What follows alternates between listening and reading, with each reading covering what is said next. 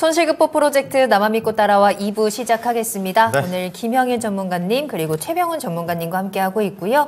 2부에서도 종목 진단 계속 이어집니다. 종목명, 매수가 비중 그리고 매수 문의 남겨주시고 마지막에 또 히든카드도 놓치지 마시길 바랍니다. 네, 자 그럼 2부에는 말씀을 드렸듯이 정말 이 종목은 사고 싶었던 그런 종목. 그렇죠. 네. 맞아요. 한미반도체거든요. 근데 지금 상황이 조금씩은 달라지고 있습니다. 옛날에 그 상승세가 아니에요. 9319님께서 올려주셨는데 지금 손실입니다. 53,000원 하셨고 네. 비중은 그렇게 많지는 않으십니다. 8% 갖고 계신 그런 상황이라서 네. 좀 높은 데서 사셨구나 또 이런 생각이 좀 들지요. 네.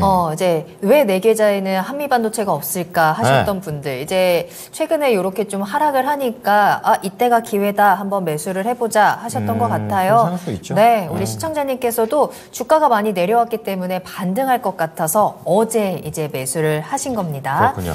매수하시고 나서 어제 그리고 오늘도 계속해서 좀 파란불을 켜내면서 약간의 손실을 보고 계신 상황인데요. 시청자님께서는 이 종목을 최대 5월까지는 보유할 생각이라고 하세요. 그래서 5월까지 목표가 얼마까지 봐도 되는 건지 지금 계속 가지고 있어도 되는 건지 이 하락이 추세적으로 더 떨어지지는 않을지 좀 걱정하시는 것 같아요. 네. 한미 반도체 전망 알아보겠습니다. 완전 단기는 아니에요. 자, 그러면 최병훈 전문가께서는 투자 의견 어떻게 가져가십니까? 매도입니다. 네. 매도. 김영일 전문가는요? 일단 보입니다. 일단 보유. 거의 매도 분위기 쪽으로 기울어 버렸는데, 자, 최병훈 전문가께서는 좀 세부적인 내용 좀 알려주시죠. 한미 반도체 TV에 틀면 작년부터 봄부터 계속 나왔는데 네.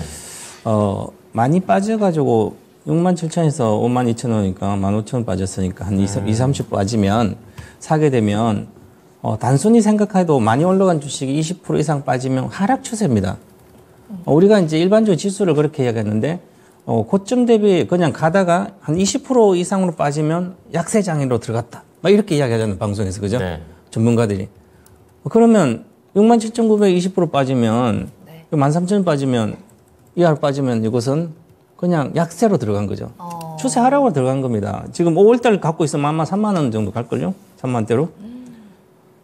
그러면 이게 아무리 좋은 주식도 업황이 좀 늦어진다 여러 가지 되면 한번 시세가 마감이 되면 거의 50% 빠지거든요. 네. 지금 우리 종목들 보면 예를 들어서 2차 전지 쪽에 예를 들어서 삼성 S대도 55% 빠졌거든요. 고점에서. 실적 지금 괜찮아요. 몇 조씩, 2조씩 나오는데. 과거에 안 나올 때도 좋았는데, 그죠? 그러면 50% 빠진 게 이게 상상 안 되고 빠져요. 한번 시작하면. 네. 그리고 나머지 주식도 마찬가지고. 그래서, 지금 한미반도체를 가지고, 보면 이제 제가 이런 반도체 관련된 주식이 1년 이상 시세가 연장된 적은 거의 없어요.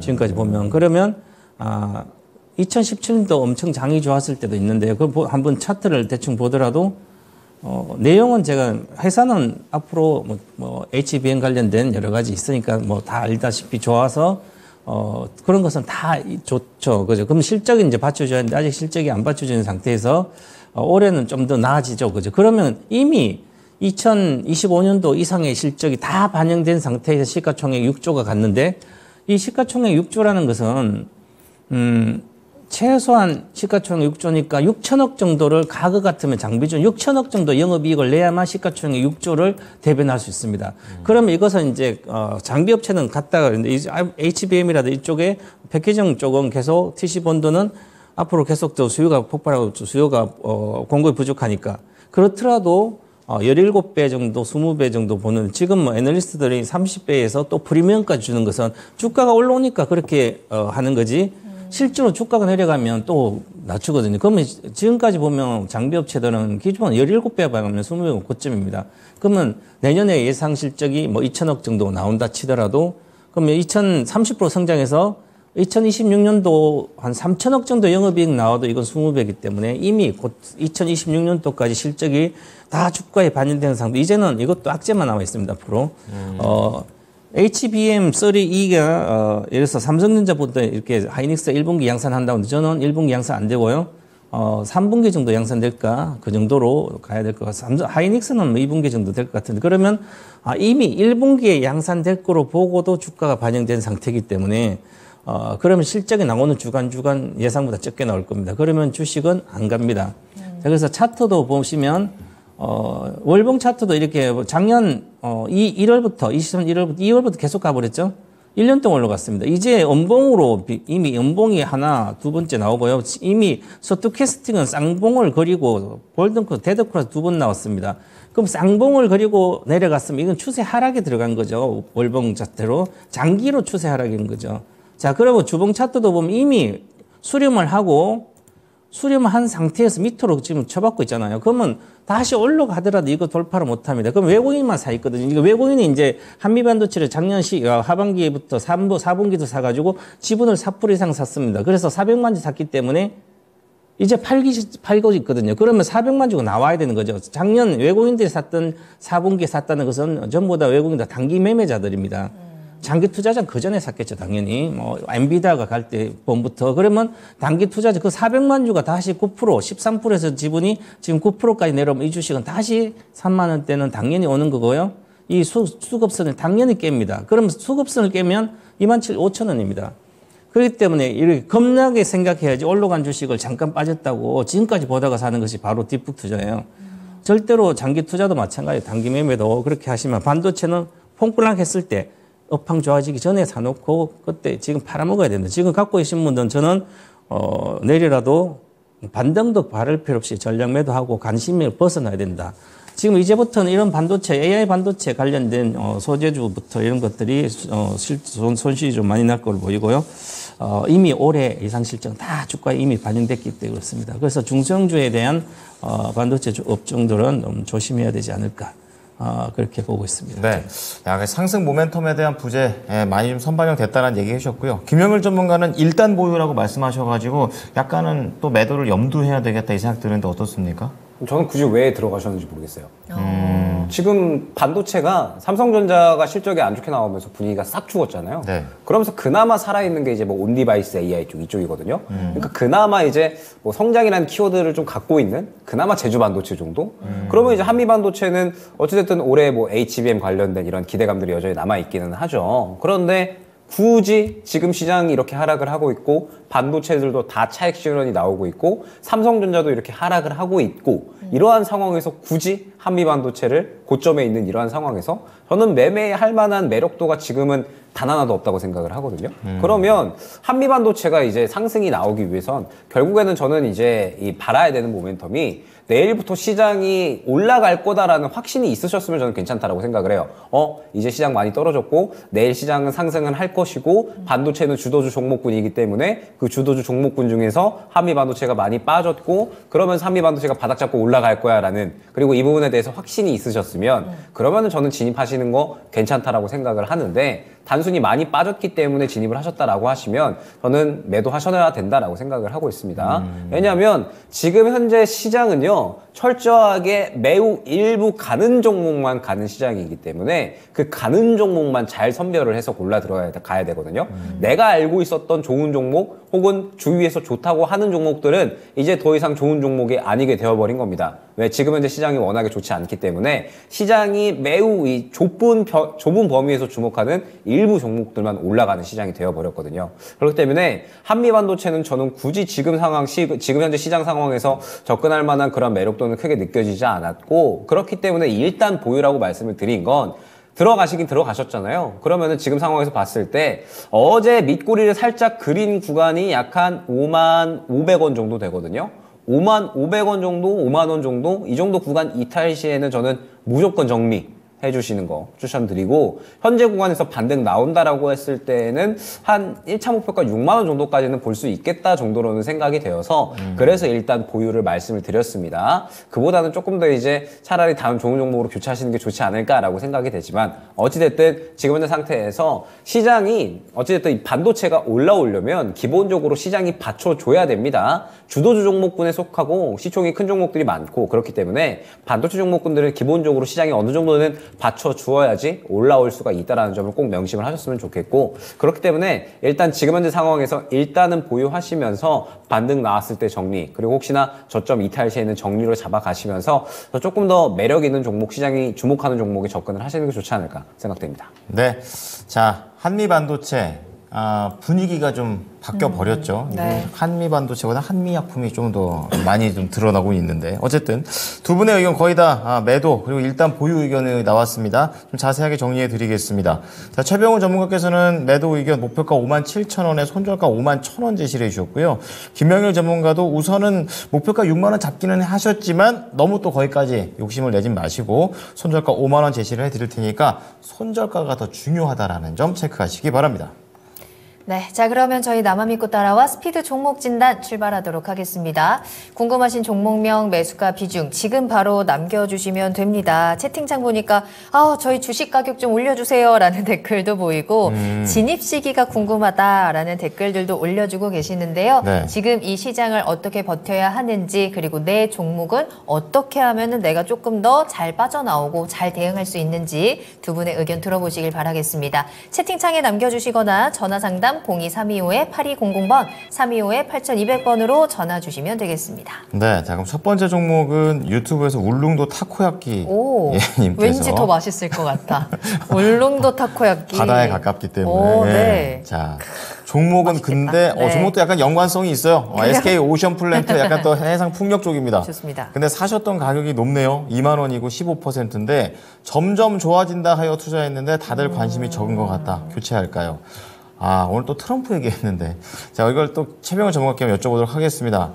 이 상황에서 SK 오션 플랜트 좋은 선택 아닌 것 같아요. 매도 의견 드리겠습니다. 네. SK 오션 플랜트가 이제 플랜트 쪽이 한 70% 매출인데요. 네. 이제 뭐 특수선이 한 뭐 10%, 20% 정도 되고 그러면 플랜트가 해상 플랜트, 육상 플랜트 쪽에 있지만 해상 플랜트는 이제 주로 풍력 발전 밑에 하부 구조물 네. 만들어요. 그래서 이 주식이 그때 많이 올라갔거든요. 2020년도에 7월 달부터 이렇게 급등을 하기 시작했습니다. 그때 7월 달부터 무슨 일이 있었냐면 이제 2020년도부터 여기 전체적으로 풍력 시장이 태양광 시장, 풍력 시장 주식들이 엄청 올라가기 시작했어요. 그때부터 우리나라도 그렇고 미국도 뭐 그때 전체적으로 우리나라가 기대되고 올라갔고 그다음에 이게 전체 보면 미국도 친환경 뭐 태양광만 있는 게 풍력도 있고 우리가 특히 풍력을 많이 키운다고 그랬는데 그래서 올라가고 나서 지금까지 안 가고 있거든요. 그래서 그러면 실적은 조금 좀 좋아지고 있습니다. 전체적으로. 지금은 친환경 관련된 게 저는 이제 풍력 쪽은 해외로 뭐 영국이나 이렇게 진출한 뭐 CS 윈드 이런 쪽은 좀 괜찮고 미국도 가는 건 괜찮지만 미국은 아직 뭐 정책 불확실한 게 있고 국내에서는 사실은 성장이 되게 어렵습니다. 네. 풍력 설치할 데가 별로 없으니까 삼면 바다도 설치가 어려워요. 효용성이 떨어지기 때문에 효율성. 그래서 조금 성장하지만 쉽지는 않다. 그래서 지금 현재 시가총 1조 1천억 정도 되는데 현재 기준으로 보면 적정 주가입니다.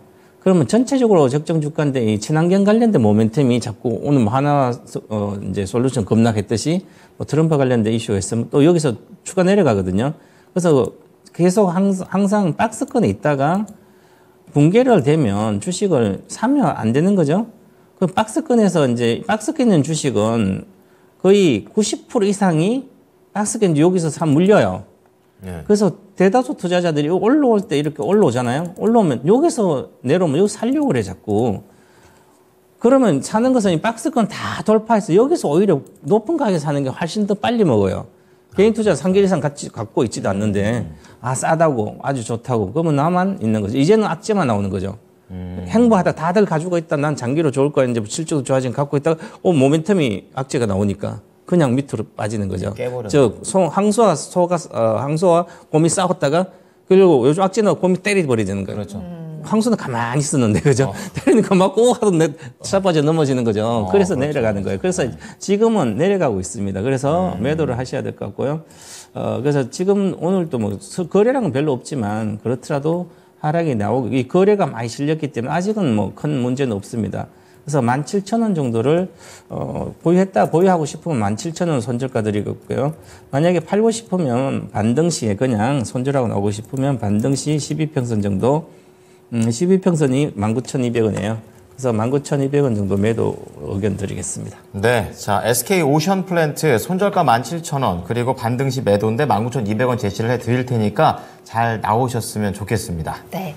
다음 종목은 예비 자연인 님의 종목이고요. 오르비텍인데요. 오랜만에. 매수하신 가격 3,450원, 비중 12% 가지고 계시는데 이 종목 오늘 3% 좀 떨어졌군요. 시청자님 매수하신 가격 근처고 차트를 보시면 정말 이렇게까지 횡보할 수 있나 싶을 정도로 움직임이 없이 계속 바닥권에서 횡보하고 있는 종목인데요. 이 종목은 어떻게 대응을 해야 될까요? 안 움직이는데. 저는 매도 의견 드리고 싶어요. 왜냐하면 오르비텍이 최근에 이제 실적 보면 적자랑 흑자 왔다 갔다 하거든요. 그러면 이제 사실 뭐 실적은 그냥 주목할 만한 부분은 아닌 것 같고, 그러면은 역시나 원전에 대한 이 모멘텀이 시장에서 또 주목받을 때 같이 좀 올라갈 수 있는 종목으로 봐야 될 것 같은데, 사실 최근에 정부에서 원전 4기 추가로 건설할 거다라는 이야기를 했거든요. 그런데 원전 관련주들이 관심 받는 듯 하다가 순식간에 다 죽어버렸습니다. 그러면 지금 현재 시장에서 원전 4기 정도 짓는 걸로는 이제 뭐 크게 주목을 받을 만한 이슈가 아니다라는 거겠죠. 원래는 이 정도 이슈였으면 원전 관련주들 예전 같았으면은 굉장히 큰 급등이 나왔어야 됩니다. 그러네요. 네, 그런데 지금 상황에서 이렇게 이제 주목을 크게 못 받는다? 그러면 이제 오르비텍 같은 경우에 사실 다른 종목들은 조금이라도 좀 움직임이 나타났었는데 오르비텍은 거의 못 움직였거든요. 그 말은 지금 상태에서 시장에서 관심도가 너무나도 많이 떨어져 있다라는 뜻이 될 겁니다. 그러면 사실 바닥을 잡아주고 있기는 한데 시장에서 움직여줄 만한 모멘텀 자체가 많이 부족한 거잖아요. 그러면서 지금 현재 원전 같은 경우에는 시장에서 그렇게 또 크게 주목받는 이슈도 아니기 때문에 결론적으로 매력도가 지금은 크게 없다라는 거죠. 저가에서 잡아놓고 길게 들고 가서 수익을 챙기겠다라고 한다면 결국에는 무언가 이제 이 종목이 성장을 하고 또 이제 시장에서 좀 주목받을 만한 모멘텀이 나와 주어야 되는 건데, 결론적으로 지금 오르비텍은 그럴 만한 부분을 크게 기대하기에는 어려울 것 같습니다. 그렇기 때문에 오르비텍 같은 경우에는 지금 매수가 부근이시니까 정리하시고 저는 조금 더 좋은 시장에서 주목받을 수 있는 종목으로 교체 추천드리도록 하겠습니다. 네, 뭐 지금 시장에서는 성장이라는 키워드 없으면 어떤 이슈가 나와도 시장에서 관심을 못 받는 것 같아요. 네. 오르비텍 그런 종목 중에 하나고요. 따라서 매도 의견 드렸습니다. 네. 자, 다음 종목으로 넘어가 볼 텐데요. 네. 유튜브에서 비읍, 지읒, 이응님께서 나 이런 거 막 맞추고 싶은데. 초성 비읍, 이거 지읒, 유창한 거 이응. 잘하는데 이거. 어쨌든 부자야. 부자야. 부자야. 근데 이거 하나도 모르겠어요. 부자야. 네. 박지윤, 네. 박정은. 좋습니다. 박정은? 알겠습니다. 어쨌든 어떤 종목인가요? 카뱅입니다. 카카오뱅크인데 카뱅, 네. 여기 이제 29,600원에 사셨는데 비중이 왜 이렇게 높으세요? 40%입니다. 오늘 또 많이 밀려가지고 약간 이제 손실구간 다시 접어들어 버리는 그런 상황. 주식을 시장할 주린입니다. 이 종목 목표가와 앞으로 전망 궁금합니다. 어쨌든 좀 단기적으로 좀 최근에 올라온 거 봐서 시세가 좀 돌리는 거 아닌가 좀 이런 생각도 드는데 전문가님 또 카카오 얘기도 좀 해주셨었고, 예, 카카오뱅크는 어떻습니까? 카카오뱅크를 얼마 전에 진단한 것 같아요. 맞아요. 네. 그래서 제가 목표가 42,000 드리고 보유를 드렸었는데, 그 변함이 없고요. 그래서 손절선만 잘 지키면 될 것 같고요. 네. 카카오뱅크는 지금 최근에 급등을 했었습니다. 11일 날 9%, 9.8%, 그 다음에 10월 15일 날 또 6.97% 올라갔었죠. 그래서 오늘은 뭐 전체 장 이 정도는 양호한 건데 올라갔으니까 아직 거래 실린 거에 안 빠지고 있습니다. 그래서 보유를 하시면 좋을 것 같고요. 그 다음에 최근에 급등하는 이유는 이제 우리가 대한대출 프로그램에 비대면으로 하는 게 아파트라든지 아파트 주식, 주택담보대출, 전세대출까지 포함시켜 버렸습니다. 그러면 인터넷뱅크인 카카오뱅크 최대 수혜주죠. 그러면 다른 은행에 있는 대출을 갈아타는 게 그냥 인터넷으로 하면 되잖아요. 그죠? 그래서 이 대출, 카카오뱅크가 대출 성장에 아주 큰 기회를 맞이한 겁니다. 그래서 올해 큰 성장을 할 걸로 보여서 저도 그때 42,000 드린 건데, 다른 은행주는 사야 될 이유가 없고요. 지금 금리 인하가 늦어졌으니까 최근에 은행주 잠깐 오르고 했는데, 그래도 전체적으로 이번에 모건스트림 은행주의 실적을 보면 충당금을 계속 쌓고 있기 때문에 네. 실적이 예상보다 안 나오고 있거든요. 그럼 우리나라도 마찬가지일 거예요. PF 관련 건 터지고 하면 그러면 더 나빠지기 때문에 그래서 전체적으로 다른 은행은 투자할 이유가 없고요. 우리 카카오뱅크는 그런 이제 하니까 이제는 주택담보대출이라든지 전세대출은 리스크가 적으면서 이자를 안 주고 그 정도 쫙 받을 수 있잖아요. 맞아요. 그래서 이걸 많이 해야 되거든요. 그래서 은행들이 2021년도 부동산 호경기일 때 엄청나게 해가지고 바짝, 예. 그래서 엄청난 돈을 벌었죠, 은행이. 흔히 말 연끌 네, 이런 그렇죠. 거. 네. 그런데 연끌해가지고 막 사니까 은행이 떼돈을 번 거예요. 네. 그래서 은행에 뭐 무슨 세 내라고 막 그 정도로. 맞아요. 그러니까 그 돈을 번 것을 배당을 가져가니까 전부 다 외국인이 가져가잖아요. 외국인이 막 65% 갖고 있으니까. 그러니까 우리나라 국민들이 얼마나 은행주를 옛날에 IMF 때 사고 지금까지 갖고 있으면 20년 이상 동안 배당만 받아도 원금 다 찾고도 매년 내가 옛날에 산 거 막 몇 배 난 상태에서 6%면 얼마예요? 그죠? 그럼 엄청난 돈이 그냥 평생 들어오는데 그걸 다 팔아먹고 돈 벌어서 다른 주식 산다고 그래서 지금 그래서 은행주 지금 그러면 사면 안 되고요. 예. 어쨌든 카카오뱅크는 보유해도 좋다. 그래서 거래도 실리고 좋은 모습이기 때문에 저는 손절가만 드리겠습니다. 손절가는 27,000원 드릴 테니까 27,000원 아니면 좀 들고 가시기 바랍니다. 42,000 목표가인데요. 이제 추세가 들어가 있습니다. 현재는 들어가 있으니까 천천히 보시면 좋을 것 같습니다. 네. 자, 잘 선택하셨네요. 목표가 말씀 좀 드렸고 중요한 건 손절가입니다. 27,000원이고요. 또 카카오뱅크 인터넷 뱅킹만의 대출 모멘텀 이런 부분들이 있다고 하니까 잘 가져가셔가지고 좀 느긋하게 좀 장기간 좀 좋은 수익을 얻으셨으면 좋겠습니다. 네. 자, 2부에도 저희 전화 상담 열려 있으니까요. 02-325-8200번으로 지금 바로 전화 주시길 바라겠고요. 종목도 빠르게 남겨주시면 되겠습니다. 네. 이번에 만나볼 종목은 장봉근 님께서 이월드 상담 부탁합니다. 라면서 신청해 주셨는데요. 이월드 매수가는 2,330원이고요. 비중 30% 가지고 계시네요. 이월드 토스 상장에 대한 기대감으로 들썩들썩 하는데 최근에 매수하셨습니다. 앞으로는 어떻게 하는 게 좋을까요? 또 쉽지 않은 매매를 하셨네요. 네. 네, 이 토스라는 테마가 형성이 되고 이월드가 대장으로 움직였기 때문에 이 종목을 접근을 하신 것 같은데 그럼 또 이제 궁금한 게 저가에서 좀 잡아 놓으신 건지 아니면은 오늘 많이 빠져서 접근을 하신 건지 요것도 조금 궁금하긴 하네요. 일단 이월드가 이제 토스 관련돼서 이제 대장으로 움직이고 있습니다. 이제 또 토스의 지분 9.99%를 또 갖고 있기 때문에 이월드가 이제 가장 크게 움직이고 있는데 결론적으로 이제 토스는 시장에서 지금 꾸준하게 이야기가 되고 있는 재료 중에 하나입니다.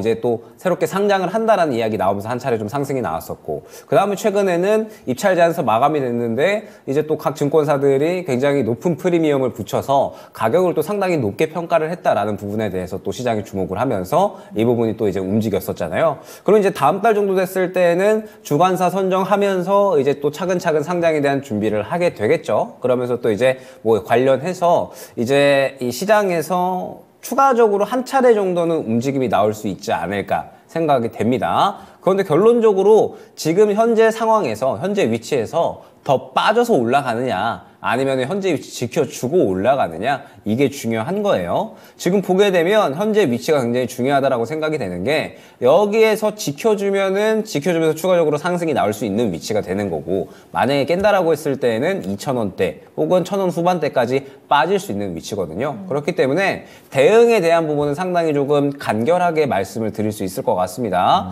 지금 현재 이월드 같은 경우에 결론적으로 보게 되면 오늘 저가가 2,315원이에요. 매수가 근처 부분이시죠. 그런데 오늘 저가 이탈을 하게 되면은 11선 부딪히면서 추가적으로 하락할 수 있는 그림을 만들어낼 겁니다. 그러면은 손실폭이 조금은 커질 수가 있다라고 생각이 되기 때문에 저는 저가 2,315원 이탈을 하면 정리하는 거 추천을 드리도록 하겠습니다. 그러면서 이제 저가를 만약에 지켜주고 반등이 나온다라고 했을 때는 일단 1차 목표가 2,500원, 그 다음에 2차 목표가 2,700원 정도 말씀을 드릴 수가 있을 것 같아요.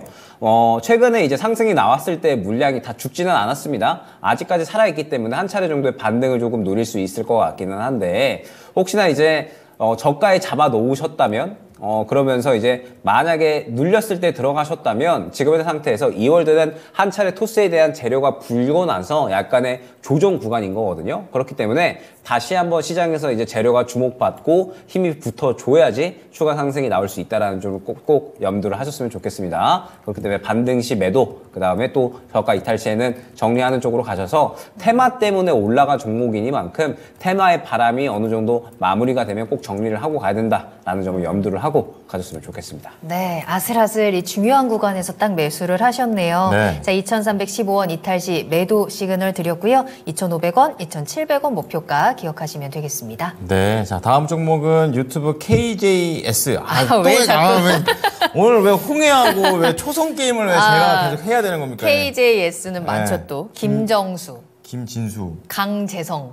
김주석. 맞는 거 있으면 올려주세요. 예, 맞았다 이렇게. 예. 네. 리노공업입니다. 3조짜리 그런 또 회사가 되겠는데 네. 중요한 중요한 건 매수문이에요. 그러니까 어느 선에서 가능할까 이걸 좀 궁금해하고 계시고 지금 괜찮을까요? 진짜 지금 사고 싶으신가 봐요. 아하. 그래가지고 네. 야, 이게 리노공업도 쫙 올라왔죠. 또 온디바이스 AI 쪽 엮여 있는 것 같은데 최병훈 전문가님, 리노공업도 많이 올라왔고 또 반도체 쪽 이래가지고 좀 사도 되겠습니까? 너무 높지 않나요? 지금 반도체 살 때가 8대라고 아까 팔 대. 이제 네. 말씀드렸는데 지금 이 내년에 1,500억 정도 영업이익 나오거든요. 그러면 지금 20배잖아요. 고평가죠, 일종. 그래서 이게 이제 주가가 15만 원 있다가 20만 대 하고 올라갈 때 그냥 외국인들이 11월 달부터 한 28만 주 그냥 사니까 그냥 올라갔거든요. 개인이 팔고 기관이 팔아도 그걸 다 장악해서 유통물량이 워낙 적으니까 유통물량이 적은 상태에서 올해 장기로 투자해서 막 적은 상태에서 한 30만 원 사면 그냥 올라가요. 15번에 22만 9천 갔는데. 그러고 나서 이제 그러면 올렸던 사람이 팔면 지자리 내려오는 거예요. 네. 당연히. 그렇죠. 이것은 당연한 거잖아요. 다른 사람 안 샀는데. 그러면 외국인들이 지금 28만 샀다가 지금 14만 주 남았어요. 그럼 반 팔았는데 그 작년 11월 들어온 사람은 전부 다 공매도 환매수라든지 아니면 단기 매매자들이거든요. 네. 그럼 다 나오겠죠. 그러면 단순히 생각해도 그냥 15만 내려가는 거예요. 이렇게 생각해야 되죠. 그러면 이제 기술적으로 조정이 딱 들어가면 그냥 30% 빠지니까 기본적으로. 그럼 고점 대비 22만 9천에서 30% 계산하면 30% 계산하면 그냥 16만 이렇게 18만 이렇게 나오거든요. 네. 그러면 주로 이렇게 20% 이상 빠지니까 조정 들어가면 한 40% 빠지니까 한 16만 원대까지 봐야 되는 거죠. 그러면 보니까 차트도 보니까 기본적으로 수급선은 이 수급선은 지금 현재 여기인데요. 일봉상으로 62평선 수급선이 62평선 18만 3천이에요. 그럼 18만 지지해야 되는데 이런 경우는 외국인이 올렸다가 거래 올렸다 외국인이 팔기 때문에 주포가 다시 팔기 때문에 그럼 이거 수급선 당연히 깨지는 거죠. 이미 벌써 깨졌는데 그럼 당연히 깨진다고 봐야 돼요. 그럼 그 다음 122평선인데 17만 원. 근데 전체적으로 팡 자체가 지금 전체 내려가고 있어서 그리고 지금 마찬가지지만 이게 주봉 차트도 보면 기본적으로 이 몸통이 있다가 계속 윗꼬리만 달려 있거든. 그건 매물이 많은 거죠. 고평가니까. 그럼 당연히 내려오면 17만 5천 원 정도 내외가 17만 대까지 내려와야 되고요. 그러면 전체적으로 장까지 좀 더 나쁘다면 16만 원도 뭐 붕괴할 수 있을 정도까지 항상 이 주식은 거래가 없는 주식은 막 좀 수급 들어 또 제자리 내려갔다 하거든요. 그래서 이번에는 너무 과도하게 올렸기 때문에 이제 외국인들은 오히려 팔고 있어서 모멘텀이 없다. 반도체는 이제 모멘텀이 특별하게 없습니다. 온디바이스도 이미 뭐 이제 거의 끝나갔다 이렇게 봐야 될 것 같습니다. 네. 사지 말라고 하시네요. 예, 우선 고평가 구간이고 모멘텀도 떨어졌고 그것도 온 디바이스 AI와 관련된 내용들도 이게 많이 좀 반영이 됐기 때문에 그것보다는 다른 쪽의 종목을 골라보시는 게 좋을 것 같습니다. 네. 리노 공업이었습니다. 네. 다음은 마라마라탕 싫어님의 종목인데요. 동국제약 한번 살펴볼까요? 네. 16,700원에 매수를 하셨습니다. 비중은 10% 가지고 계시고요. 지금 약간의 수익을 보고 계시긴 하지만 최근에 좀 많이 급락을 하는 모습이죠. 매수하신 이후에 주가가 좀 급락을 했었다고 해요. 그래서 14,000원까지 내려갔다가 12월 들어서면서 다시 한번 좀 급등이 나와서 수익을 좀 크게 보고 계신 상황이었거든요. 근데 안 팔고 기다렸더니 다시 한번 이렇게 급락이 나오니까 이제 수익권일 때 지금이라도 빨리 매도를 하고 빠져나와야 되는 건지 그 부분 질문 주셨습니다. 동국제약 잘 올라가서 수익 많이 났었는데 좀 급하게 빠지네요. 어떻게 할까요? 제약바이오가 또 올라온 가장 큰 배경 중에 하나가 사실 금리 인하 기대감이거든요. 금리 인하 기대감이 차오르면 성장주나 제약바이오 쪽의 투심이 굉장히 활발하게 살아납니다. 그쵸, 그러면서 올해 초에 제약바이오 쪽이 굉장히 좋았었죠. 그러면서 동국제약이 또 이제 이 올해까지 해서 실적이 또 상당히 성장할 수 있을 것이다라는 기대감이 그대로 또 발현이 되다 보니까 뭐 시장 환경도 제약바이오 팍팍 밀어주고 동국제약도 계속 실적 성장해주고 그러다 보니까는 착착 맞아 떨어지면서 상승이 나온 거거든요. 그럼 지금 이제 결론적으로 무엇이냐? 고점이 어느 정도 도달하면서 차익 실현 심리가 약간 나왔죠? 그러다가 최근에 금리 인하 우려감까지 추가적으로 겹치면서 차익 실현이 지금 더 나오고 있는 겁니다. 그러면 지금 현재 상황은 무언가 이제 한 바퀴 도운 느낌인 거잖아요. 이제 어느 정도 동국제약이 막 좋았다가 상승 나오고 어느 정도 상승이 나온 상황에서 더 가줬어야 되는데 시장 분위기도 뭔가 안 좋아지고 금리 인하 기대감도 뭔가 좀 가라앉고 제약바이오 전체적으로 차익 실현 나오고 이러다 보니까 결론적으로는 동국제약도 같이 차익 실현 심리가 발현이 됐다라고 생각을 해주시면 될 것 같습니다. 지금 보게 되면 주가 움직임을 봤을 때 쭉 잘 올라오다가 이제 또 이전 매물 구간 그대로 부딪히면서 여기 구간에서 윗골이 부딪히고 차익 실현 나오는 모습을 바로 확인을 하실 수가 있을 겁니다. 그렇기 때문에 지금 이제 한 바퀴 돌았다라고 생각을 해주셔야 되고 항상 말씀드리지만 목표가 설정을 할 때 그냥 나는 좋으니까 계속 쭉 들고 가야지 이것보다는 다음 매물 구간이 어디에 설정이 되어 있는지 이 구간을 뚫어주는지 이걸 보시면서 대응을 하시면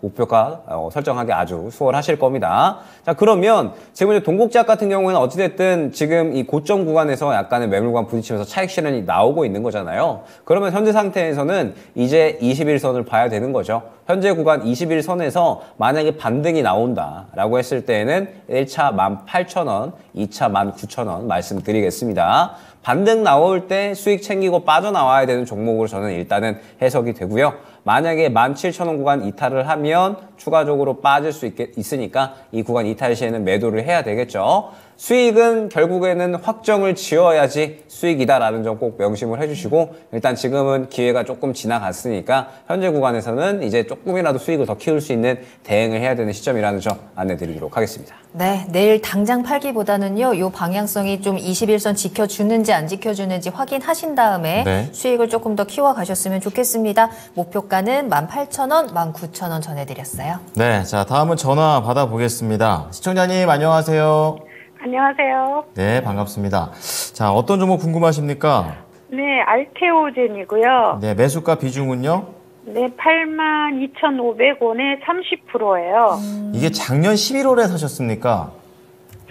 아마도 여러 번 팔고 막 예. 그냥 해가지고 2년 전에 사가지고 아, 팔았다가 샀다가 막 계속 그러게요. 그래서 이게 좀 봤어요. 저는 가격대 보고선 그냥 한번 이렇게 푹 한번 가라앉았다 올라오기 전에 사신 줄 알고 말씀을 드렸는데 또 사연이 네네. 엄청 기시네요.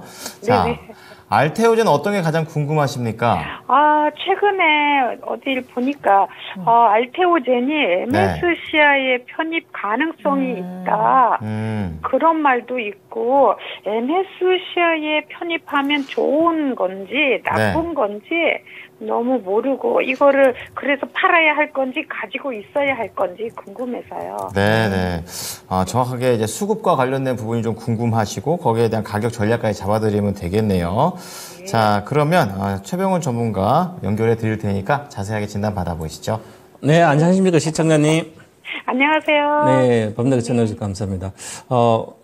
처음 사실 때 옛날에 살 때 이제 회사 내용은 알고 계시고 사신 거예요? 누가 이제 누가 소개를 이라는데 해가지고 확인해야 되죠. 지인이 좋은 회사니까 네. 이걸 사가지고 가지고 있으면 괜찮다라고 해서 사서 가지고 있었는데 계속 내려가가지고 그러니까. 한 2년 몇 년 가지고 있었는데 손해봤다가 작년에서부터 이제 회복했네요. 좀 무상증자도 받고 네. 작년서부터 좀 올라와가지고 막 일부 팔고 이득 좀 보고 또 내려가면 또 사고 한 3번은 팔았어요. 그러니까 그래서- 이제 회사 내용을 이제 공부를 많이 해야 돼요. 이제 주식을 잘 하려면 특히 잘 모르니까 기업 분석을 잘 못해서 그러면 가격만 보고 팔았다 샀다 하는 것은 뭐 운이에요. 운이 평생 갈 수는 없으니까. 그래서 항상 이제 바이오주면 어떤 신약을 만들고 그다음에 이 경쟁력, 기술력 얼마나 좋은지부터 그 중에서 내가 가장 이제 좋아하는 분야라든지 아니면 잘 아는 그런 게 있으면 그 바이오주가 많이 빠졌을 때 고점 대비 한 반타작 나면 반타작 이상 나면 한 70%는 빠져요. 일반적으로 바이오주들은 한 60%, 70%. 그 전고점은 뭐 그냥 보면 알잖아요. 뭐 월봉 차트도 보면 고점이 이게 12만 6천 원이구나. 2020년도. 그때 한참 이게 가장 핵심적인 종목이었습니다. 이때 당시에. 그래서 12만 6천 원이니까 제가 20년도 바이오전은 정말 엄청나게 겁을 줬거든요. 한 번 고점에 몰리면 평생 그 가격이 회복 안 된다. 일반적으로. 내용이 있는 거 빼고. 그럼 지금 아직도 회복 안 되고 많죠. 이것도 아직 회복 안 돼. 이것은 엄청 좋은 회사예요. 이렇게 기술력도 있고, 그 다음에, 믿어도 될 회사 정도로 저는 보고 있는데, 그럼 이 주식이 왜 어디까지 빠졌냐면 27,900원까지 빠졌거든요. 그러니까 80% 빠진 거죠. 거의 한 7, 80% 빠진 거예요. 그러면 그때 당시에 내가 기본 비중이 지금 30% 있으니까 팔았다 샀다 하더라도 그때 비중을 많이 실으면 돼요. 물 타든지 해서 많이 실어 놓으면 기본적으로 4만 원이니까 8만 원까지 오는 거죠.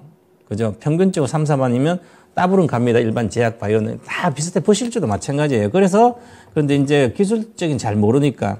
근데 지금은 이제 MS 또 보고 수익이 났는데 한 5천 원 정도 수익 나 있잖아요. 그죠? 그래서 나 있는데 또 다른 사람 이야기 들으면 MSCI 가면 어떤 전문가가 좋다고 그러고 그러면 갈 것 같다 그러면 또 내가 수익을 실현할 때인데 다시 내려가 또 손해나 또 들고 있는 거예요.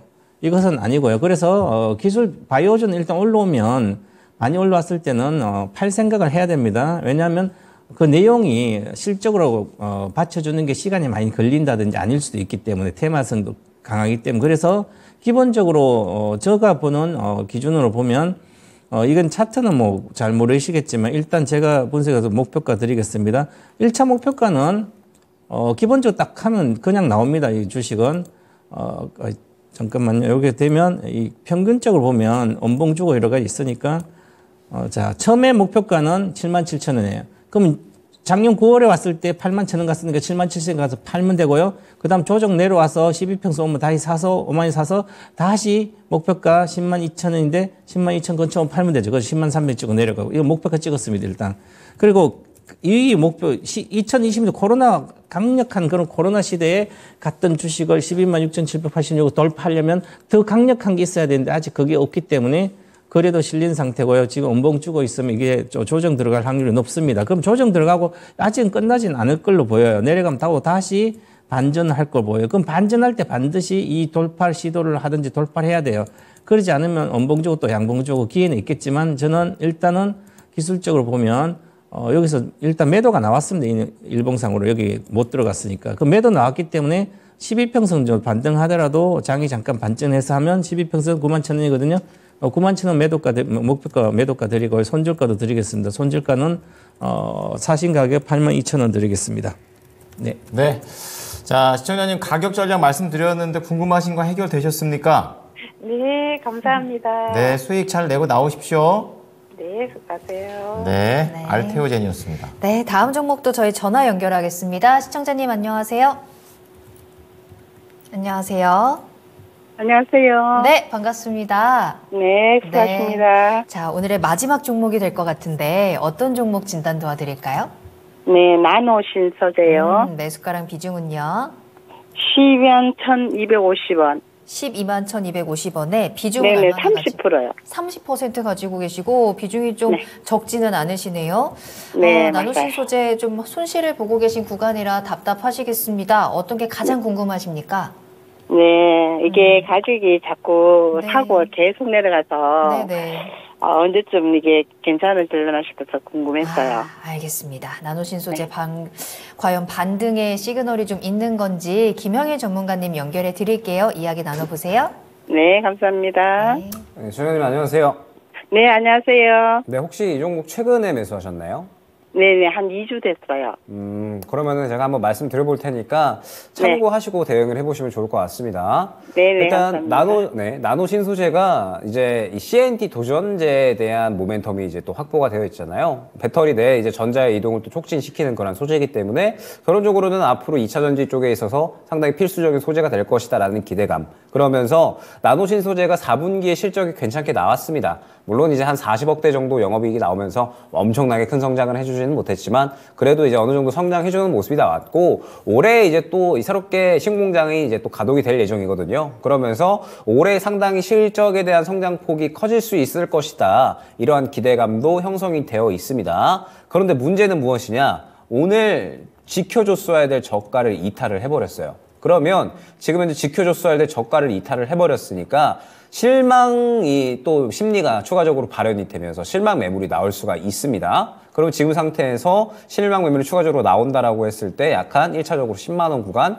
2차적으로는 9만 원 정도까지는 보셔야 될 수가 있어요. 굉장히 오늘 중요한 구간이었는데 이 구간을 깨버렸기 때문에 그러면 나노신 소재가 향후에 언제 올라올 수 있을까? 2분기 정도는 지나야 되지 않을까 저는 생각을 합니다. 2분기 정도 지나면서 공장 완공되고 캐파 커지면서 실적 성장에 대한 기대감이 커지면 그때부터 이제 어느 정도는 상승이 나올 수 있지 않을까 생각을 하거든요. 그러면 시청자님께서는 이제 두 가지 선택지가 있는 거죠. 오늘 저가를 이탈을 해버렸으니까 일단은 정리를 했다가 향후에 다시 좋아질 때 매수를 하는 방법. 그러면은 1차 목표가가 지금 현재 단가가 될 겁니다. 보시게 되면 지금 현재 단가의 매물대가 굉장히 두터워져 버렸죠. 오늘 저가를 이탈을 한 게 굉장히 안 좋은 의미로 받아들일 수가 있는 게 결국에는 향후에 상승이 나온다라고 하면 현재 단가가 매물대로 작용을 하게 되는 거거든요. 그렇기 때문에 일단 나노신소재 같은 경우에는 첫 번째 방법이 일단 정리를 하고 향후에 좋아질 때 다시 매수하는 방법. 그다음에 두 번째가 일단은 저점 잡을 때까지 기다리는 거죠. 그랬다가 약한 9만 원, 10만 원 정도에서 저점 잡아줄 때 추가 매수해서 평단가 낮추고 수익을 노리는 방법. 이렇게 두 가지가 있을 것 같습니다. 근데 일단 지금 당장의 2차전지 분위기는 좋지는 않은 상황이기 때문에 저는 지금 상황에서 일단은 정리하고 가시는 게 좋지 않을까. 이쪽을 조금 더 추천드리고 싶어요. 어쨌든 저가 이탈을 해버렸기 때문에 조금 더 실망 매물이 나올 수가 있고 향후에 현재 단가가 매물대가 될 수 있다라고 하면 저는 오히려 그때까지는 다른 종목으로 좀 수익을 챙겼다가 그 다음에 향후에 다시 매수 기회가 왔을 때 재매수를 하시는 게 좋지 않을까 생각이 되거든요. 그렇기 때문에 일단 저는 추천드리고 싶은 거는 정리를 하고 다른 종목으로 조금 교체하는 거. 그런데 나는 정리하기 싫다라고 하시면 어느 정도 몇 개월 정도는 기다리셔야 될 겁니다. 추가 매수 기회 기다리셨다가 향후 몇 개월 정도 기다리시고 바닥 잡았을 때 추가 매수하는 방법 이렇게 두 가지 안내드리도록 하겠습니다. 네, 시청자님, 요 두 가지 전략 가운데 시청자님께 그래도 조금 더 무리가 가지 않는 방법으로 한번 잘 선택해 보시길 바랄게요. 도움이 좀 되셨을까요? 네네, 감사합니다. 네, 감사합니다. 응원하겠습니다. 네, 수고하세요. 네. 자, 나노신소재까지 오늘의 종목 진단은 여기서 마무리를 해야 될 것 같아요. 네, 자, 글로벌 증시 상황 잠깐 보겠습니다. 유럽 증시는 1%대의 하락을 하고 있고 영국이 가장 많이 밀립니다. 1.7% 정도이고요. 뭐 중국의 부진한 GDP 발표 영향도 있고 그리고 아시아 증시가 전반적으로 내려갔죠. 이거에 대한 연동도 되고 있고요. 또 20일 라가르드 총재가 금리 인하에 대한 기대감이 너무 앞서갔다라고 경고를 내린 점도 추가 악재가 되고 있는 모습입니다. 네. 자, 그리고 미국 증시 선물 시장 좀 보고 있는데요. 다우지수하고 나스닥 선물 처음에 한 약보합 정도 수준이었는데 지금 다우가 0.4에서 0.5 사이 그리고 나스닥이 0.7로 좀 더 낙폭을 키운 상황입니다. 오늘 본장에서도 이러한 하락세가 아시아 증시에 이어서 유럽 증시에 이어서 미국까지 가는지 지켜보셔야겠습니다. 네, 장이 어려워서 그런가 오늘따라 히든카드 기다리시는 분들 많더라고요. 그렇죠. 지금 바로 만나러 가겠습니다.